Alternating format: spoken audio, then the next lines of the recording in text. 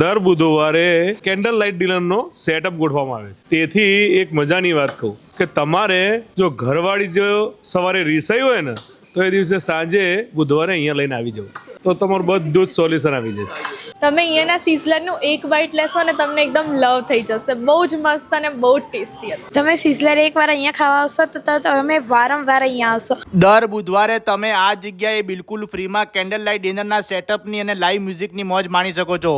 અને આ જગ્યાએ જે પણ સિઝલર ખાય ને એ અહીંયાના સિઝલરના દીવાના થઈ જાય છે ભાઈઓ.